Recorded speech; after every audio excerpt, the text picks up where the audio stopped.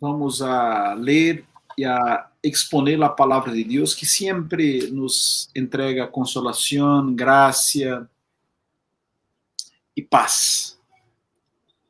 Nesta ocasião, vamos a ler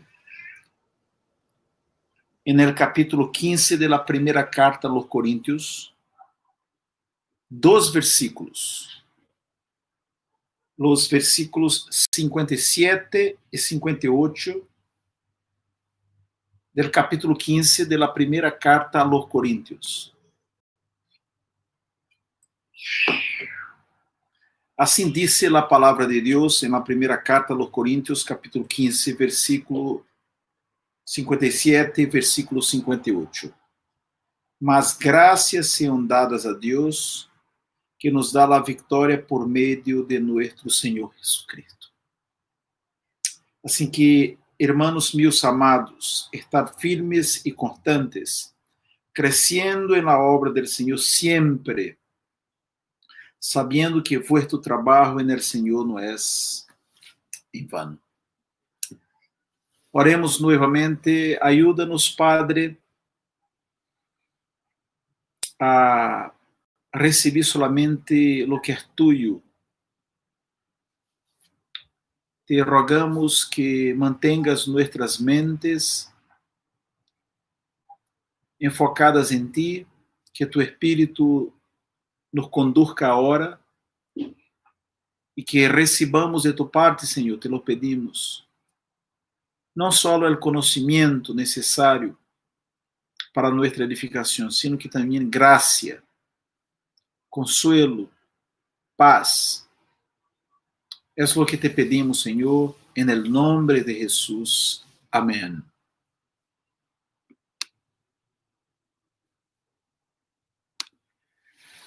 Uno de los enemigos del creyente es la muerte. Este es el último enemigo que será destruído, assim dice Pablo en el versículo 26 de este capítulo. E el postre enemigo que será destruído es la muerte. De uma forma general, a Bíblia planteia 3 tipos de muerte. A primeira muerte é a muerte espiritual, que é a condição natural de todos os seres humanos depois que Adão e Eva pecaram. A respeito de esta condição de muerte espiritual, Davi declarou: "He aqui em maldade he sido formado e em pecado me concebió mi madre." É dizer, já foi concebido em pecado. A los Efésios, Pablo les dijo: "E ele os deu vida a vosotros quando estáveis muertos em vuestros delitos e pecados." Outro tipo de muerte que vemos na Bíblia é a muerte física. Esta que nos hace presenciar os funerales. A muerte física é a separação do corpo e alma. O ser humano é constituído, é conformado de corpo, matéria e alma, a vezes chamado na Bíblia de espírito. Quando corpo e alma estão unidos, há vida. Quando se separam, há muerte. Muerte é separação. Quando el alma sale del cuerpo, la vida se va. En Génesis 3, el Señor anunció: "Con el sudor de tu rostro comerás el pan hasta que vuelvas a la tierra, porque de ella fuiste tomado, pues polvo eres y al polvo volverás."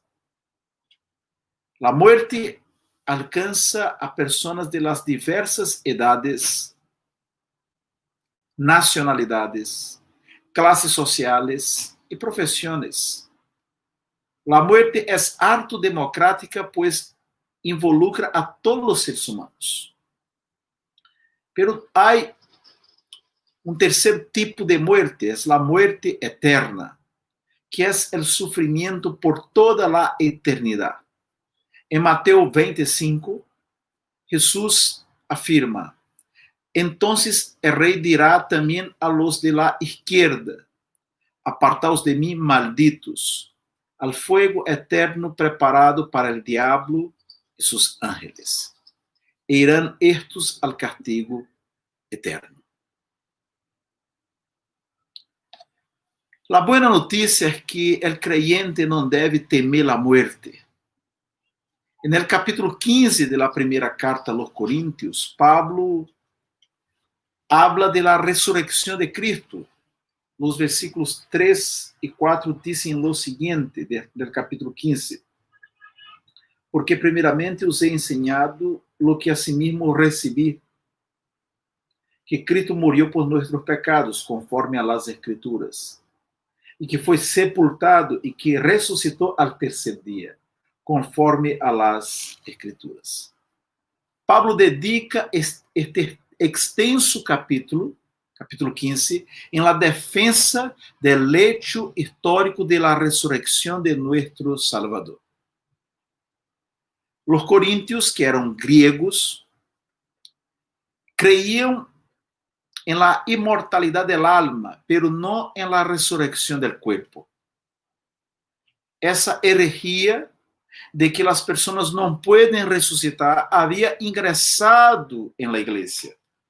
En el versículo 12, Pablo dice: pero si se predica de Cristo que resucitó de los muertos, ¿cómo dicen algunos entre vosotros que no hay resurrección de muertos? La pregunta de Pablo revela que algunos en el seno de la iglesia de Corinto estaban abrazando esta corriente, esta herejía, esta falsa enseñanza de que es imposible que una persona resucite.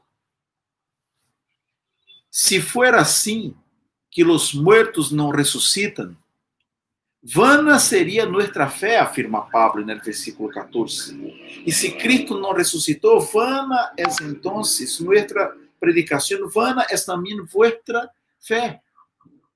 Y los creyentes serían falsos testigos, versículo 15. Y somos hallados falsos testigos de Dios, porque hemos testificado de Dios que Él resucitó a Cristo, al cual no resucitó, si en verdad los muertos no resucitan. Y además, los creyentes no tendrían cualquier perspectiva de futuro, de vida tras la muerte. Versículo 19. Si en esta vida solamente esperamos en Cristo, son los más dignos de conmiseración de todos los hombres. Sin embargo, la resurrección de Cristo es la garantía de la resurrección de todos los creyentes ya fallecidos. Versículos 20 y 21. Mas ahora Cristo ha resucitado de los muertos, primicias de los que durmieron es hecho. Porque por cuanto la muerte entró por un hombre, también por un hombre la resurrección de los muertos. Sabemos que todos los seres humanos resucitarán en el día del juicio final. Y aquellos que murieron en el Señor resucitarán para la vida. Otros, lamentablemente, para la muerte eterna. Hermanos y hermanas, Cristo venció la muerte y su aguijón, afirma Pablo en los versículos 55 y 56. ¿Dónde está, oh morte, tu aguijón? ¿Dónde, oh sepulcro, tu victoria? Ya que el aguijón de la muerte es el pecado y el poder del pecado, la ley. Aguijón era, y todavía lo es en algunos lugares, la vara con la punta de hierro en la extremidad. Y esta vara era y sigue siendo utilizada en algunas culturas para picar y aguijonar los bueyes y otros animales cuando tiran del arado o de la carreta. En fin, el aguijón es un instrumento. El aguijón de la muerte es el pecado. Y el poder del pecado, la ley. Es interesante reflexionar con respecto a la relación que existe entre pecado, ley y muerte. ¿Qué relación existe entre estas tres palabras? Pecado, ley y muerte. El pecado es la causa de la muerte. Y el conocimiento del pecado es revelado por la ley. Sin ley no hay pecado. Pablo dice en Romanos 4:15 que donde no hay ley, tampoco hay transgresión. Pero existe ley, sabemos, y esta ley revela nuestra pecaminosidad. En Cristo tenemos la victoria sobre la muerte, el pecado y el peso de la ley. Alabado sea Dios. Gracias sean dadas a Dios por la victoria que tenemos por medio de Cristo Jesús. Y los versículos 57 y 58 que concluem este capítulo, nos ensinam sobre a vitória em Cristo e qual deve ser nossa resposta ante esta vitória. É sobre isto que vamos a meditar nesta manhã. Enfocados nestes dois últimos versículos do capítulo 15, vamos a estudar sobre a vitória em Cristo e nossa resposta a ella. Há 4 elementos que conformam nossa resposta, nossa reação ao hecho de que somos vitoriosos em Cristo Jesus. O primeiro elemento se encontra no versículo 57 e é a gratitud ao Senhor. Mas graças sejam dadas a Deus que nos dá a vitória por meio de nosso Senhor Jesucristo. Gratitud ao Senhor. Puesto que Cristo venceu a muerte e por meio de Ele nós também devemos dar graças a Deus. A gratitud ao Senhor é uma marca do cristiano maduro. Gratitud é o sentimento de valoração e estima de bem recebido. El salmista Davi dijo: bendice alma mía a Jehová y no olvides ninguno de sus beneficios. La Bíblia menciona diversas pessoas que expressaram gratitud a Deus, tales como Moisés e Miriam, sua irmã, tras haver cruzado el Mar Rojo. Eles entonaram uma canção ao Senhor para expressar sua gratidão. Moisés levantou sua voz dizendo: cantaré ao Senhor, pois ganhou a vitória sobre seus inimigos. A sua vez, Miriam declarou: cantem ao Senhor, ha hecho maravillas, lançou al mar al caballo e al jinete. São inumeráveis, hermanos e irmãs, os versículos que nos recomendam rendir graças ao Senhor. Isso faz muito sentido. De hecho, é necessário que o Senhor nos recuerde sobre a importância da gratidão a Ele. Porque nossa tendência é pedir, pedir e pedir sempre. A verdade, irmãos, é que somos por natureza harto pedigüeños. Tive que ensaiar esta palavra. Somos harto pedigüeños, porque pedimos muito e sempre. Senhor, proteja a minha família. Senhor, sana a meu irmão ou irmã. Senhor, dá-me um emprego. Senhor, bendice a nossa igreja. Senhor, ajuda-me em los exámenes del colegio. Senhor, perdona mis pecados, entre tantas outras petições que diariamente hacemos ao Senhor. Não está mal pedir, irmãos, pero é necessário dosificar as petições e os agradecimentos, equilibrarlos em nossas orações. Em la oração que o Senhor Jesus nos ensinou, a oração do Padre Nuestro, antes de dizer el pan nuestro de cada dia, danos-lo hoy, Reconocemos quem Deus é al declarar: Padre nuestro que estás en los cielos, santificado sea tu nombre. Ou seja, antes de pedir el pan, somos ensinados a dar glória a Deus, reconhecendo sua santidade. Eu tive um professor no seminário que orava dizendo: Senhor, dá-nos um coração agradecido.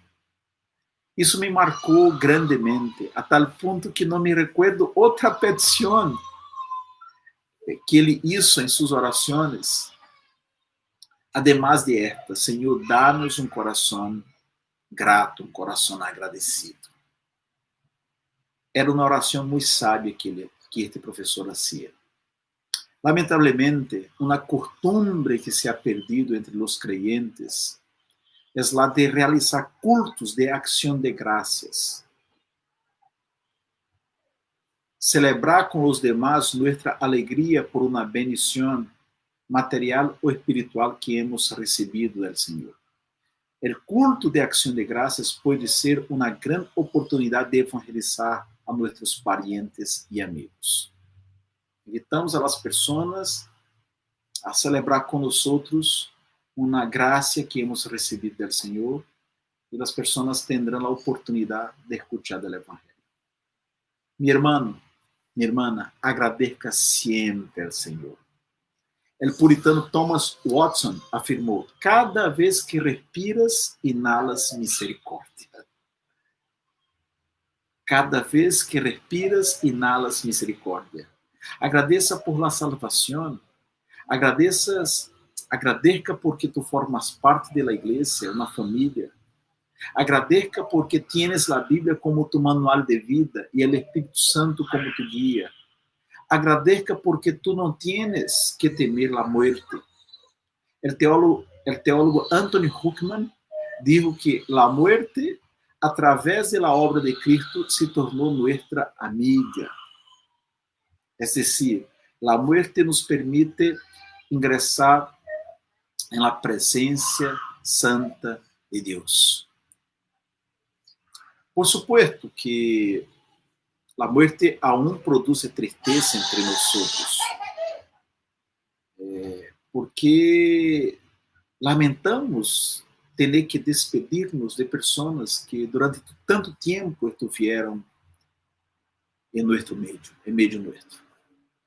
Pero a maneira como o creyente reacciona à morte é diferente da maneira como o incrédulo, aquele que não conhece a Deus e que não teme a Deus, reacciona. Isso vemos em los funerales. Em um funeral de um creyente, por supuesto, há tristeza, pois nos despedimos de alguém com quem compartimos por muito tempo. Pero em um funeral em donde não existe o temor a Deus, há a menudo desesperação e grande angústia entre os parientes del fallecido. Agradeça a Deus porque você não tem razão para desesperar-se, aun quando perde um ente, um ser querido. É doloroso, é um golpe duro, pero em Cristo podemos restabelecer-nos e seguir adelante. Há várias pessoas em nossa congregação que já tiveram esta difícil experiência de perder um ser querido. Lloraram, tiveram que lidar com o luto, com a tristeza, pero por la graça de Deus e com a ajuda de las demás pessoas, lograram levantar-se e seguir adelante, porque há que cuidar de los que siguen vivos. Um segundo elemento que caracteriza nossa resposta em relação à vitória que temos em Cristo é a firmeza na fé. No versículo 58, o texto diz: assim que, hermanos meus amados, estad firmes e constantes. Además de agradecer ou ser grato a Deus, é necessário estar firme, manter a constância na fé. Não existe supervivência sem firmeza. Los árboles que dan fruto tienen raíces que les dan sustentabilidad. Para evitar a flacidez de los músculos, é necessário exercitar-los. La casa que aguenta tormentas e terremotos é la que possui firme fundamento. Se el edifício não tem firme fundamento, se cai, especialmente em países sísmicos. Este princípio de la firmeza também é válido em la carreira cristiana. De las 4 semillas mencionadas por Jesús en la parábola del sembrador, la única que dio fruto fue la que cayó en buena tierra, fue la que echó raíces. En el capítulo 16 de esta epístola, en el versículo 13, Pablo dice: velad, estad firmes en la fe, portaos varonilmente y esforzados. Es decir, Pablo refuerza esta advertência que vemos al final del capítulo 15. Como fortalecer-nos para estar firmes en la fe? Não há outra opção, não há outra alternativa, senão exercitar-nos ou exercitar as disciplinas espirituais. Não há muito tempo tivemos a oportunidade de predicar sobre as disciplinas espirituais. Se alguém não teve a oportunidade de escuchar aqueles 4 sermões, estão em nosso canal em YouTube e podem assim ser escuchados e podemos recordar a verdade da palavra de Deus. Exercitando as disciplinas espirituais, vamos a lograr fortalecer-nos na fé. Mis hermanos e hermanas, o conselho que Pablo deu a Timoteo é para nós outros. Deus nos está dizendo: tu, pues, hijo mío, esfuérzate en la gracia que es en Cristo Jesús. Há que encontrar formas e meios de manter-se motivado para não abandonar a dieta espiritual saudável. E esta dieta espiritual sana inclui necessariamente oração, absorção ou retenção da palavra de Deus, serviço para evitar a ociosidade e o sedentarismo, e foco, é decir, constância, certo? Ojos puestos em la eternidade, ojos puestos em Cristo, lo que nos permitirá donar-nos aqui e agora a raiz de valores que são atemporales. Um creyente firme em la fé pode suportar a pressão de la carne, a pressão del curso de este mundo e a pressão del diablo. Sem firmeza, nadie pode suportar as pruebas, as provocações e as tentações. Sem firmeza, nadie pode suportar determinadas circunstâncias, eventos e lugares. Sem firmeza, nadie pode suportar o dolor, a enfermidade e a morte. Sem firmeza, nadie pode suportar a tristeza, a depressão e o estresse. Sem firmeza espiritual, nadie suportará esta pandemia. Sem firmeza, o futuro será uma ameaça e não o vientre de la esperança. Firmes em la fé, Daniel e seus amigos honraram a Deus em Babilônia. La firmeza espiritual permitiu a José trasladar-se del piso de la cárcel hasta la silla de gobernador del imperio egipcio. Firme en la fe, Davi dijo a Goliat: tu vienes a mim com espada e lança e jabalina, mas eu vengo a ti en el nombre de Jehová de los ejércitos, el Dios de los escuadrones de Israel, a quien tu has provocado. Debilitado em sua fé, el mismo Davi foi derrotado por el pecado dentro de su palácio e echou a perder sua família e seu trono. Em resumen, cuide de las raíces e los frutos aparecerán. Hay que estar firme en la fe. Um terceiro elemento, además de la gratitud al Señor y de la firmeza en la fe. Um terceiro elemento que caracteriza nossa resposta a la victoria que temos em Cristo é o crescimento en el servicio, en la obra del Señor. El versículo 58 también dice, creciendo en la obra del Señor siempre. La firmeza y la constancia espiritual nos permiten el crecimiento en la obra del Señor. El crecimiento nos saca de la niñez espiritual y nos torna más como Jesús, el varón perfecto. Es decir, personas maduras, sábias, que são instrumentos de graça em las manos del Redentor para bendecir a muitos. Este crescimento en el servicio é a maior evidência de madurez espiritual. En el reino de Deus, aqueles que mais crescem espiritualmente são aqueles que mais servem a las demás pessoas. É uma lógica diferente a la lógica del mundo, em la qual,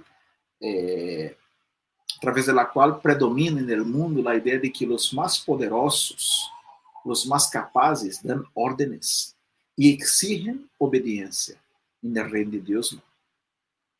Os que são mais maduros são os que estão mais dispostos e são capazes de servir.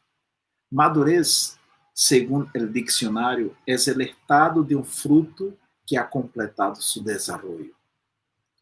Pablo não queria que os creyentes de la ciudad de Corinto, que como todos os hijos e hijas de Deus haviam sido, segundo o versículo 5 do capítulo 1, enriquecidos em Cristo em toda palavra e em toda ciência, Pablo não queria que estes creyentes estuvieran bajo la ignorância, esclavos del desconocimiento, sem saber qual era o propósito de sua salvação.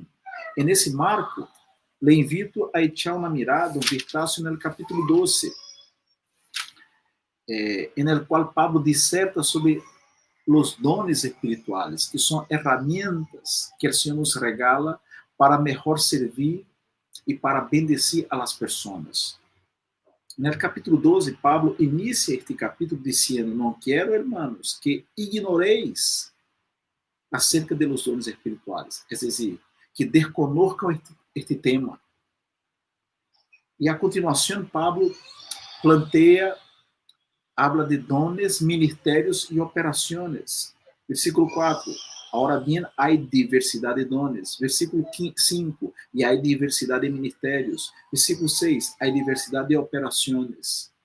Los dones son estas habilidades, estos recursos espirituales que el Señor nos entrega. Cuando sabemos cuál es nuestro don, o cuáles son nuestros dones, y los ponemos en práctica, isso se chama ministério. E o resultado deste ministério tem que ver com as operações mencionadas no versículo 6. As operações são os resultados do uso de los dones. E Pablo afirma, no versículo 7, uma coisa maravilhosa. A cada creyente les es dada a manifestação do Espírito para provecho. É dizer, todos os creyentes recebem graça do Senhor, recebem dones, capacitações, habilidades. Em seguida, em los versículos 8, 9, 10 e 28 deste mesmo capítulo 12, Pablo menciona vários dones: ciência, sabedoria, interpretação de línguas, profecia, governo, vários dones. E finaliza o capítulo dizendo que devemos procurar os dones melhores. Procurar, pois, versículo 31, os dones melhores. É decir, os dones que podem bendecir ao maior número de pessoas. Porque, por exemplo, se lemos com atenção o capítulo 12 e o capítulo 14 também, El que habla outros idiomas, el que posee el don de línguas, edifica a sí mismo, pero el que tiene el don de profecía, exhorta, consuela, edifica a muitas pessoas. Então, somos animados a buscar os dones a orar e a buscar os dones que podem alcançar e bendecir a um maior número de pessoas. Déjame agora fazer-lhe um par de perguntas a você que me escute, se você adulto, se você jovem, intermédio, pré-adolescente ou ninho. Responda para ti mesmo, em silêncio. Quantos anos llevas de conversão? ¿Hace quanto tempo conheciste al Senhor como tu Salvador? ¿Has descubierto tus dones? Se a resposta é sim, ¿has puesto em prática os dones que Deus te regalou? Se a resposta é não, me gostaria que você também respondiera. Quanto tempo mais será necessário para apropriar-se do tesouro del qual tu tendrás que rendir cuentas al Senhor em sua segunda venida? Quando a igreja e o mundo serão beneficiados por tu crescimento em la obra del Senhor? Assim que ânimo, consagra-te ao Senhor, busca, identifica os dones que o Senhor te ha regalado. Ten presente que mais bem-aventurado és dar que receber, que tu eres muito importante, muito valioso para Deus e para a igreja do Senhor. Tu puedes ser um instrumento de bendição neste mundo caído, neste mundo em el qual vemos muita desesperação, pero é necessário que tu estés firme na fé e também que tu logres o crescimento espiritual. Finalmente, há um quarto elemento que caracteriza nossa resposta em relação à vitória que temos em Cristo. É a certeza motivadora, uma certeza que impulsa, que motiva. A última frase do versículo 58, sabendo que vuestro trabalho en el Senhor não é em vano. Mi hermano, mi hermana, vale a pena servir a Deus, tanto en el âmbito comum del dia a dia, sendo um cônjuge fiel, um empleado honesto, um hijo ou hija obediente, um cidadão responsável, como em la esfera de la irmandad, em la vida de la igreja. O autor de Hebreus, da Epístola aos Hebreus, reconhecia isso a ponto de escrever, porque Deus não é injusto para olvidar vuestra obra e o trabalho de amor que habéis mostrado hacia su nombre, habiendo servido a los santos e servindo-les aún. E no capítulo 3 de la misma carta a los Coríntios, de la primera epístola, Pablo menciona las recompensas que Deus dará a los creyentes por su buen trabajo.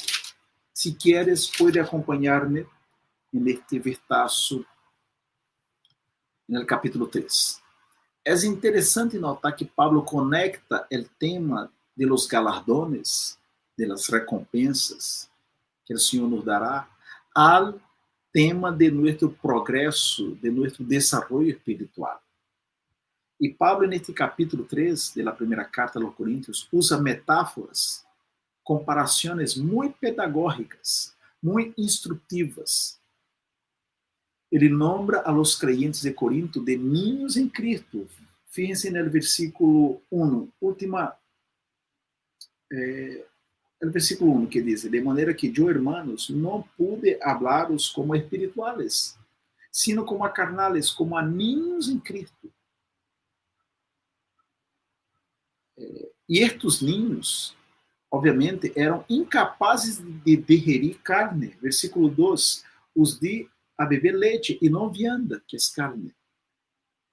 Pois guaguas solamente podem ingerir leite.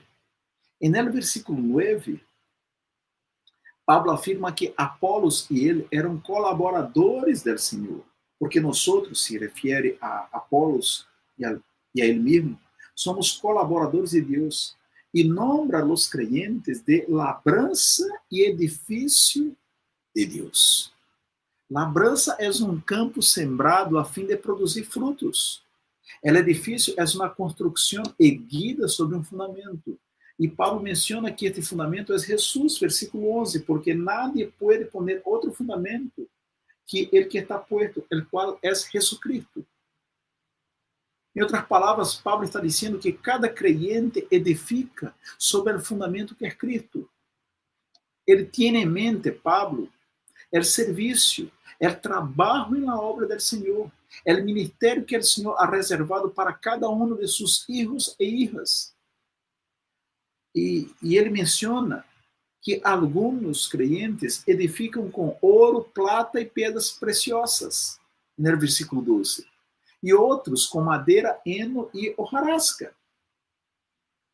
Quando suceda o juízo final, a obra de cada creyente será puesta à prova por meio do fogo. Diz aquele versículo 13, certo? E a obra de cada um se hará manifiesta, porque o dia la declarará. Pois por el fuego será revelado, e a obra de cada um, qual seja, el fuego la provará. Muito interessante a ideia, o racionamento de Pablo acá. O ouro, a plata e as pedras preciosas resistem ao fogo, pero a madeira, o heno e a hojarasca, não. É decir, a obra de alguns creyentes permanecerá e a de outros não. Algumas construções, alguns ministérios resistirão ao exame, à evaluação divina. Outras construções ou ministérios não. Alguns creyentes serão recompensados com galardones, versículo 14. Se permanecer a obra de alguno que sobreedificou, receberá recompensa. Outros, a obra de outros creyentes, não será recompensada, aunque eles serão salvos. Versículo 15. Se a obra de alguno se queimare, ele sofrerá perda, se bem ele mesmo será salvo, aunque seja como por fogo. Mis hermanos e hermanas, o que Pablo está dizendo a nós outros é que vale a pena servir a Deus, que no Senhor nosso trabalho não é em vão, ao revés, é valioso para Deus e para as pessoas. E é muito importante que nós outros, que formamos parte da igreja protestante, podamos entender este tema, porque às vezes se nota alguma confusão com respeito ao papel ou ao lugar das obras em la cultura protestante. Como nós outros, o protestantismo surgiu em um movimento de reação à Igreja Católica Romana, que valora muito as obras e muitas vezes señala a justificação por las obras, os esforços personais para agradar a Deus, e assim se desvalora na prática e no concreto a suficiência da obra de Cristo. Às vezes nós outros, de maneira consciente ou não, diminuímos, desvaloramos a importância das boas obras. As boas obras são muito importantes, meus irmãos e irmãs. Não como a causa, sino como a consequência, a evidência da salvação. Como afirma Pablo em Efésios, capítulo 12, versículo 10. Nós outros hemos sido hechos por Deus para as buenas obras, para a prática de buenas obras. Assim que temos a vitória em Cristo e nossa resposta a esta bendição que é a vitória em Cristo se conforma por gratitud ao Senhor, por firmeza na fé, por crescimento no serviço, na obra do Senhor e também por uma certeza motivadora de que en el Senhor nuestro trabajo no é em vano. Para concluir, a muerte ha sido vencida. Esta muerte que já cosechou a vida de mais de 2 milhões de pessoas em esta pandemia não deve detener-nos no serviço a Deus, seja em nossos hogares, seja em nosso trabalho, seja na igreja. Com respeito à igreja, me gostaria fazer uma aplicação muito particular, muito especial, muito específica. Nossa amada primeira igreja presente em Santiago, assim como muitas outras congregações, está enfrentando um desafio não pequeno. Tem que ver sobre como lidiar, como responder a este cenário complexo no qual todos estamos insertados. Vivimos uma hora especial que requer uma resposta especial de todos nós. A obra do Senhor não pode parar. Em lo que a usted respecta, seguirá a igreja ativa e funcionando? Podemos contar com tu ajuda, com tu colaboração? Hemos tenido rebaja de membros que já não estão entre nós. Miguel e Diana se foram a Peru, Nicolás e Rayen se foram a Estados Unidos, nossa irmã Paulina se casou e se trasladou de congregação. Pero não quero lamentar e orar por los que se foram por distintas razões, sino quero animar a los que siguen con nosotros a honrar a Deus en el seno de uma igreja que tiene, por la gracia del Señor, más de 150 anos de vida. Em sua próxima reunião, o consistório vai tratar o tema de los nombramientos para 2021. Não foi possível tratar este tema ayer em nossa reunião. Ayer estuvimos reunidos desde as 10 hasta as 17 horas. O tempo foi curto ante tantos assuntos que teníamos que resolver. Mis hermanos e hermanas, é ligada a hora de contar com os soldados do Senhor, de contar com aqueles que querem seguir colaborando para que a igreja não pare, para que a igreja não interrompa suas atividades, sua missão. É hora, meus irmãos, de renovar nossas forças no Senhor. Pastor, ha sido complexo, pastor. Ha sido complicado quedar-se encerrado, lidiar com as incertezas do futuro e tantas outras coisas. Sim, meu irmão, sim, minha irmã, ha sido complexo para todos nós outros. Não pense usted que usted tem mais lutas, mais problemas, mais desafios que os demás. Pero el Senhor é nossa roca, é nossa fortaleza. Generações de cristianos em tempos passados enfrentaram desafios mais complexos que este que nós estamos enfrentando. E por la graça de Deus, a igreja seguiu adelante. Assim que ânimo. Busquemos, mis hermanos, estar firmes en el Senhor. Busquemos nosso crescimento na obra do Senhor. Busquemos, mis hermanos, não solamente ser agradecidos a Deus, sino que também a decir, estou acá, Senhor, heme aqui, úsa-me. Outro desafio que temos como congregação é o de la fidelidade em los diezmos.